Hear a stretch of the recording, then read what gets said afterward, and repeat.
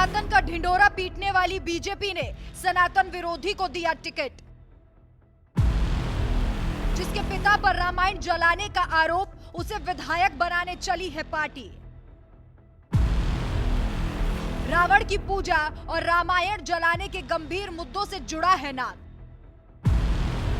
फिर बीजेपी ने इस विवादित चेहरे को क्यों बनाया अपना उम्मीदवार?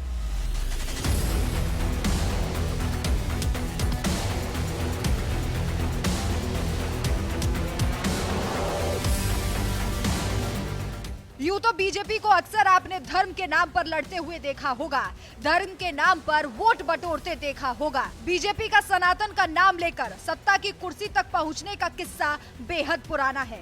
अभी हाल ही में तमिलनाडु में खेल मंत्री उदयनिधि स्टालिन के बयान को लेकर बीजेपी ने खूब हो हल्ला किया। हम भी उस बयान का हालांकि समर्थन नहीं करते, लेकिन यहाँ सवाल ये है कि सनातन को लेकर बवाल करने वाली बीजेपी खुद कितनी धर्म की पक्की है, इसका सबूत खुद पार्टी ने दिया है। अभी हाल ही में एमपी के सीएम शिवराज सिंह चौहान ने सनातन विवाद पर ना बोलने के चलते दिग्विजय सिंह को मौनी बाबा बता दिया था, लेकिन बीजेपी खुद कितनी दूध की धुली है वो हम आज आपको बताएंगे।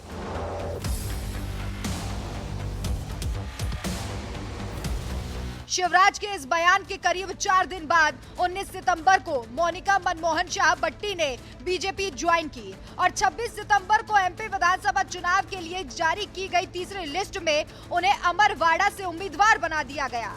लेकिन क्या आप जानते हैं कि ये मोनिका बट्टी आखिर है कौन? ये मोनिका बट्टी वही है जिनके पिता पर रामायण जलाने का आरोप है। बीजेपी में आने से पहले मोनिका अखिल भारतीय गौड़वाना पार्टी की राष्ट्रीय अध्यक्ष थी। इन्हें टिकट देने पर पार्टी में इतना बवाल क्यों है, ये भी समझिए। दरअसल मोनिका और उनके परिवार पर सनातन धर्म का अपमान करने का आरोप लग चुका है।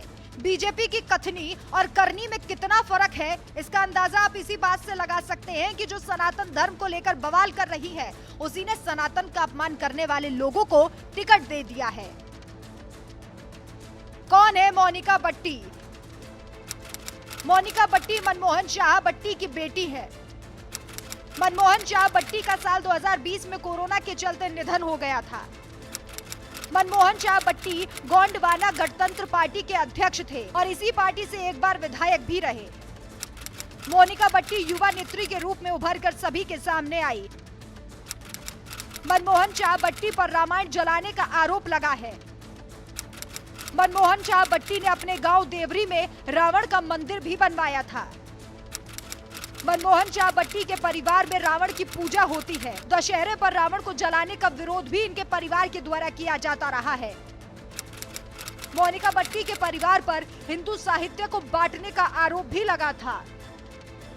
अभी हाल ही में मोनिका बट्टी ने भी भगवान श्री राम को लेकर कहा था कि वो आदिवासी है और उनके लिए केवल बड़ा देव ही सब कुछ है, उनसे बड़ा और कोई नहीं। राम केवल एक पात्र है। राम का नाम लेकर राम कथा सुनाने से कुछ नहीं होगा। अब टिकट मिलने के बाद उन पर तरह तरह के आरोप लगाए जा रहे हैं और इसे लेकर उन्होंने अपनी सफाई भी पेश की, जिसमें उन्होंने कहा, रामायण जलाने का कोई सबूत नहीं है। मेरे पापा मनमोहन शाह बट्टी घर से जब भी निकलते थे तो पूजा पाठ करके निकलते थे। मैं खुद गणपति बप्पा की भक्त हूँ। भगवान गणेश मेरे आराध्य है, इसलिए मैंने गणेश चतुर्थी के पावन पर्व पर भाजपा की सदस्यता ली। मेरी मम्मी माँ दुर्गा की रोज पूजा उपासना करती है। हमारा परिवार सभी धर्म का समान रूप से सम्मान करता है। मोनिका बट्टी पर अक्सर हिंदू विरोधी होने के आरोप लगते हैं।